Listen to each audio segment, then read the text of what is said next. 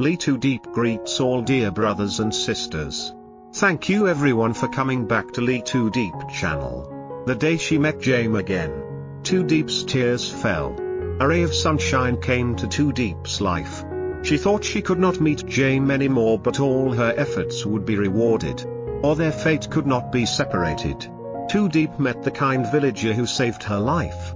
And then the two hearts of Too Deep and James were pulled together by lightning. They found each other in a way no one expected. Yes, Too Deep shed tears the day she met James.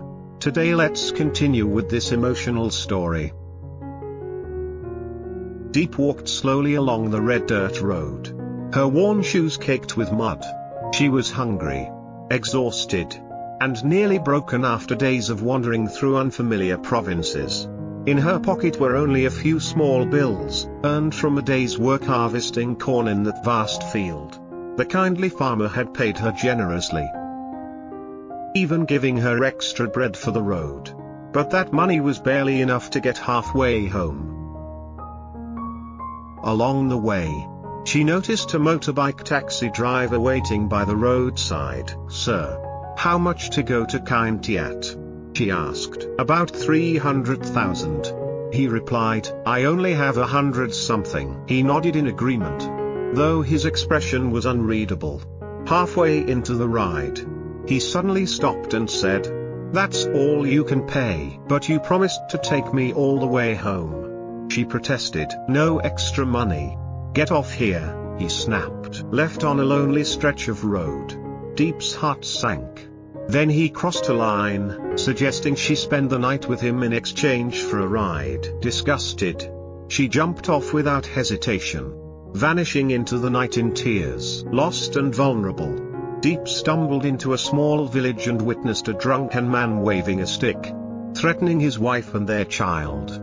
Without thinking, she ran to intervene. "Stop it. A man who beats his wife is a coward. There's a child here," she shouted. He shoved her away and staggered off. She offered the terrified wife the last piece of bread. "I don't have much, but eat this. You must stay strong for your child." In the quiet after the episode, a trembling voice called her name. "Deep. Is that you?" She spun around. There he was.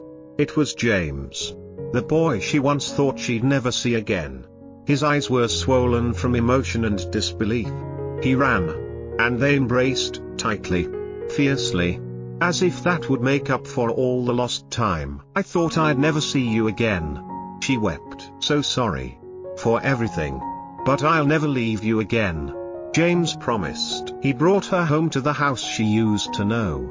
James's mother, a gentle woman whose face was etched with worry, stepped outside when she heard the door, then froze when she saw Deep. "Deep, you're alive," she whispered before bursting into tears and embracing her. Deep staggered into her arms. "I missed everyone. I got lost. I didn't know what to do." That night, their small kitchen glowed with warmth and laughter. They prepared dinner together, simple dishes like fish, vegetables, and a little duck. Yet every bite felt like a feast. James introduced the men who helped him search for Deep, Officer Lee from the military and his friend Duke. Sitting around the table, they shared the story of the months Deep had been missing. She recounted how a kind stranger had rescued her, but disappeared before she woke. She walked over 100 kilometers guided by villagers. At times she wondered if exhaustion would kill her, but it was the thought of James that kept her alive. James apologized for everything, for letting her go, for the danger John had brought into her life. But he also brought good news. John and his gang were arrested, no more threats. Deep was safe, surrounded by her loved ones. He took her hand and held it tightly. "Tomorrow, we'll go back to the farm. Haki will be so happy to see you." Deep nodded, tears glistening. She dreamed of this day for so long. No more tears, no running, no fear. That night, James led her to their room. She paused, looked at him, and whispered, "Thank you for never giving up on me." He smiled softly. "Thank you for coming back." Outside, the moonlight bathed the little house and garden. Finally, after all the pain, separation, and uncertainty, love had found its way home. No more words were needed.